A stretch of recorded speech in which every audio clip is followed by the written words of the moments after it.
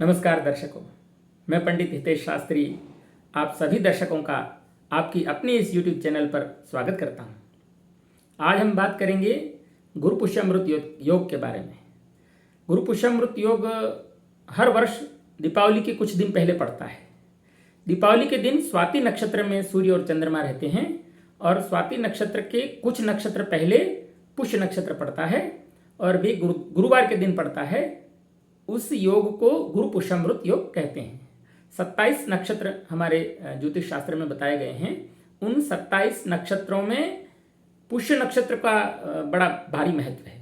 अपने आप में बहुत महत्वपूर्ण नक्षत्र ये माना जाता है। और यदि बृहस्पतिवार के दिन पुष्य नक्षत्र पड़े तो पूरे वर्ष में कभी भी पड़ जाए तो केवल दीपावली के पहले पड़े उसी का विशेष महत्व है, बाकी नहीं, ऐसा नहीं। किसी भी दिन बृहस्पतिवार के दिन यदि पुष्य नक्षत्र पड़ता है तो उसे गुरु पुष्यामृत योग कहा जाता है। ये योग अमृत के समान कहा गया है। अब महत्वपूर्ण बात यह है समझने जैसी कि अधिकतर लोग ये समझते हैं कि गुरु पुष्यामृत योग में जो है सुवर्ण की खरीद करना चाहिए, सुवर्ण खरीदना चाहिए, सोना लेना चाहिए, सोने की खरीदारी करनी चाहिए। पर ये तो एक भाव है, अच्छी बात है, क्योंकि ज्योतिष शास्त्र के अनुसार बृहस्पति जो है उसका आधिपत्य सुवर्ण पे भी बताया गया है। तो उस बृहस्पतिवार के दिन आप यदि पुष्य नक्षत्र पड़ रहा है और सुवर्ण की खरीदारी कर रहे हैं तो ये अच्छी बात है। पर इसका एक विशेष महत्व भी शास्त्रों में बताया गया है कि गुरु पुष्यामृत योग में किसी विशेष प्रकार की औषधि का भी निर्माण किया जाता है।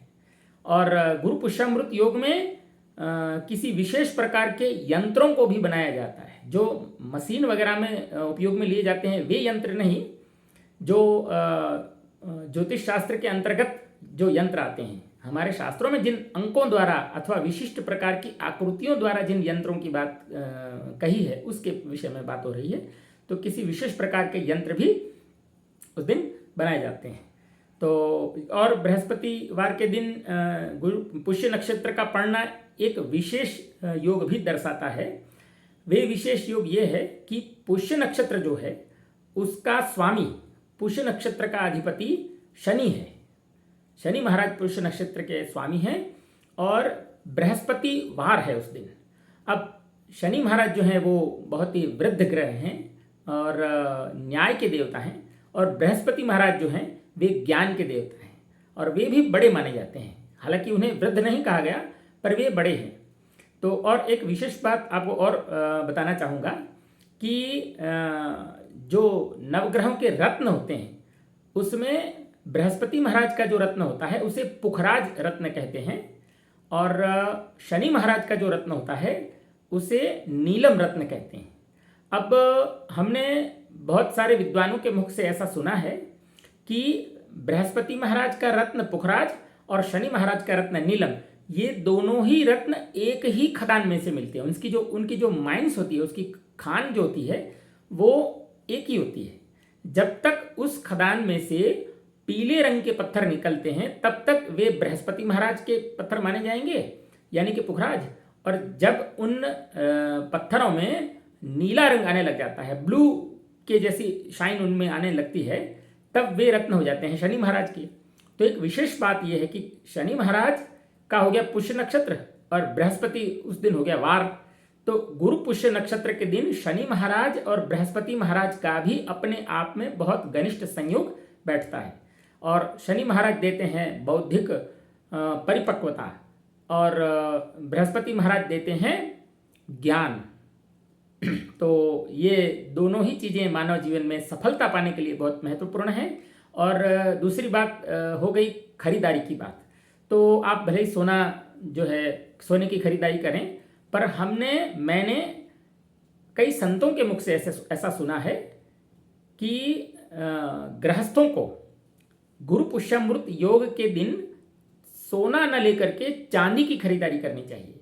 गुरु पुष्यामृत योग में चांदी की खरीदारी सोने की अपेक्षा विशेष शुभ फलदायी और घर के अंदर व्यापार व्यवसाय के अंदर विशेष माँ लक्ष्मी की कृपा और सकारात्मक ऊर्जा को लेकर आने वाली खरीदारी मानी जाती है। ऐसा हमने संतों के मुख से सुना है। तो आप जो है गुरु पुष्यामृत योग जो दीपावली के पहले पड़ रहा है तो उसका आप लाभ लें और अपने इष्ट देव का, अपने कुल देवता का स्मरण करें और जो है इस गुरु पुष्यामृत योग को के दिन यदि आपसे संभव है तो विशेष रूप से चांदी की खरीदारी करें।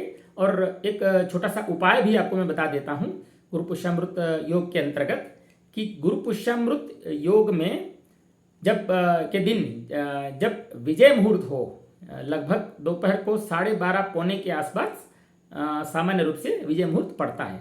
तो उस विजय मुहूर्त में आपको एक पीले रंग के रुमाल में, चाहे कॉटन का रुमाल हो चाहे रेशमी हो, कोई भी हो, तो उस पीले रंग के रुमाल में एक हल्दी की गांठ, जो साबुत हल्दी आती है ना, साबुत हल्दी का पाउडर नहीं, हल्दी की गांठ, और 1 रुपये का सिक्का, 1 रुपये का हो, 2 रुपये का हो, 5 का हो, 10 का हो, जो भी आपके पास हो, जो राष्ट्रीयकृत द्रव्य यानी कि सिक्का, तो ये 2 चीज़ें और एक कम से कम 5 दाने चने की दाल, ये 3 चीज़ें आपको एक रुमाल में रख करके, पीले रंग के रुमाल में रख करके उसकी पोटली बना लेनी चाहिए और उस पोटली को धूप दिखा करके और जो है या तो अपने घर के मंदिर में रख दें अथवा आपके घर में आपकी जो तिजोरी है जहां आप कैश रुपए रखते हैं वहां उसे रख देना चाहिए।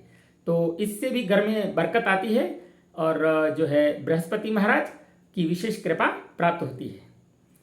आप सभी दर्शकों का बहुत बहुत धन्यवाद और एक विशेष निवेदन करूंगा कि मेरी इस वीडियो को आप अधिक से अधिक शेयर कीजिए जिससे कि और लोगों को इस वीडियो के माध्यम से जो है उपाय का लाभ प्राप्त हो सके और मेरी इस चैनल को सब्सक्राइब भी कर दीजिए। आप सभी दर्शकों का बहुत बहुत हृदयपूर्वक धन्यवाद।